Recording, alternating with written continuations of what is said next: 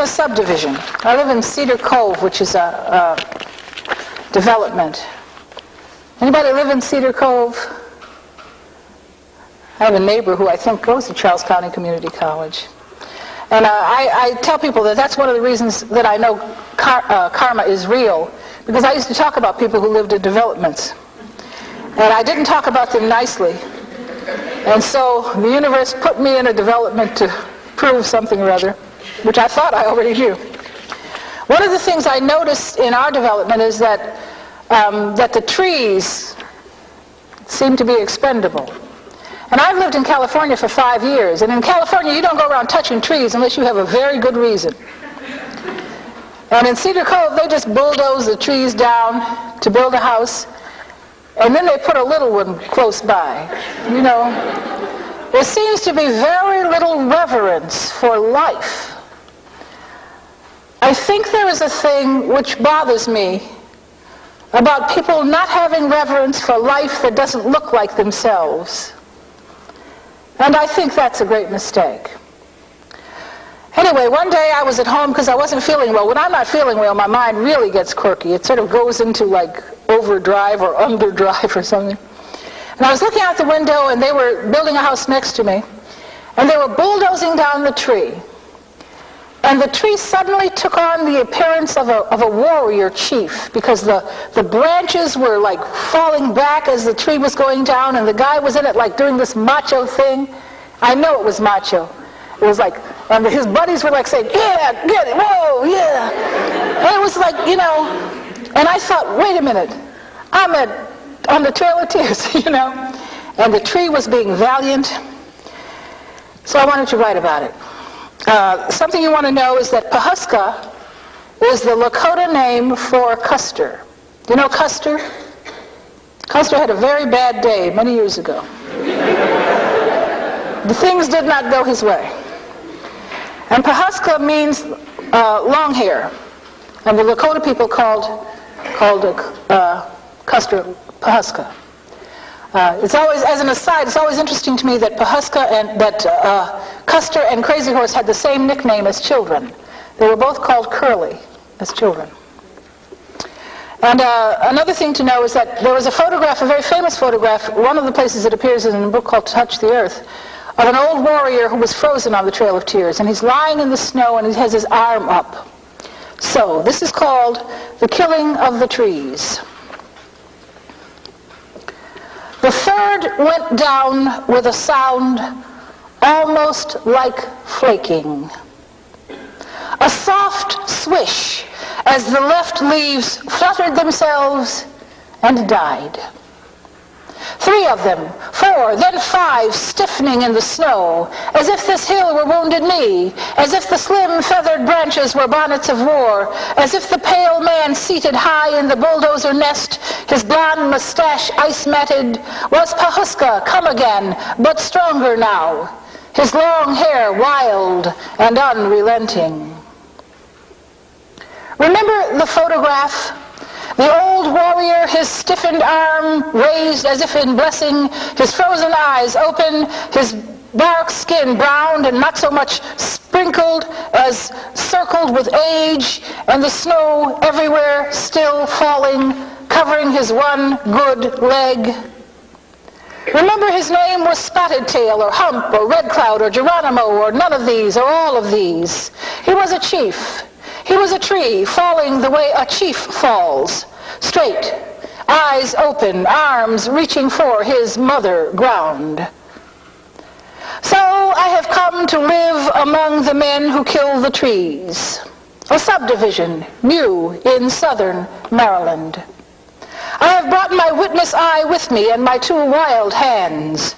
The left one, sister to the fists pushing the bulldozer against the old oak, the angry right brown and hard and spotted as bark. We come in peace. But this morning, ponies circle what is left of life, and whales and continents and children and ozoned and trees huddle in a camp weeping outside my window. And I can see it all with that one good I.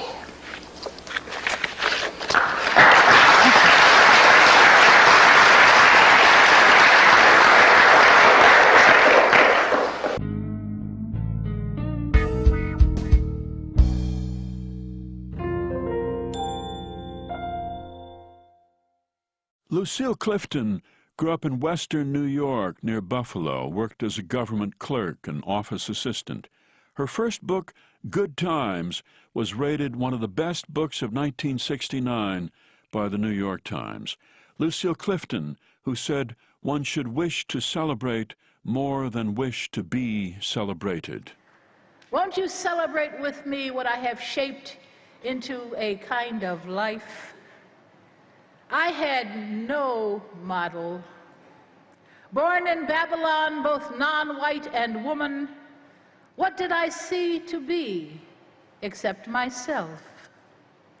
I made it up here on this bridge between starshine and clay, my one hand holding tight my other hand.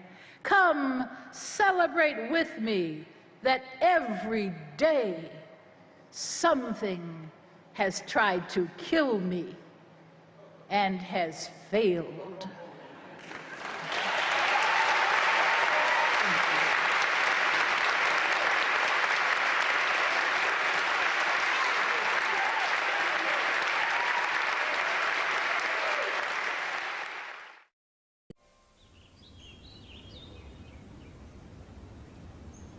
These hips are big hips.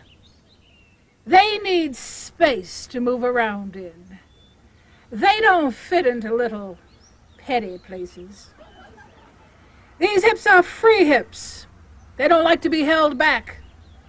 These hips have never been enslaved. They go where they want to go, and they do what they want to do.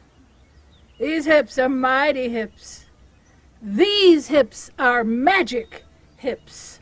I have known them to put a spell on a man and to spin him like a top.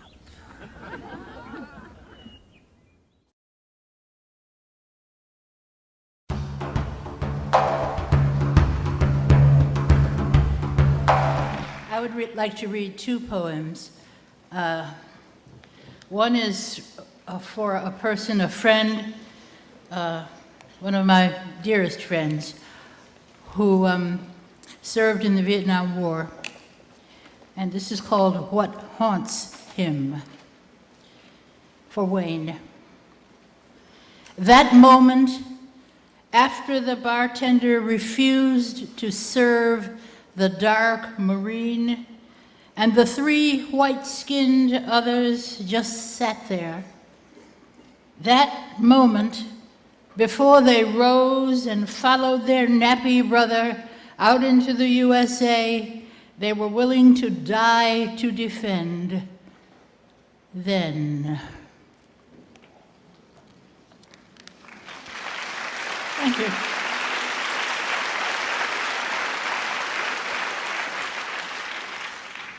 This is called Sorrows. Who would believe them winged? Who would believe they could be beautiful?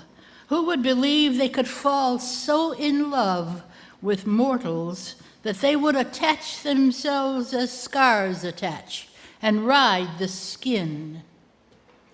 Sometimes we hear them in our dreams, rattling their skulls, clicking their bony fingers. They have heard me beseeching as I whispered into my own cupped hands, enough, not me again. But who can distinguish one human voice amid such choruses of desire? Thank you.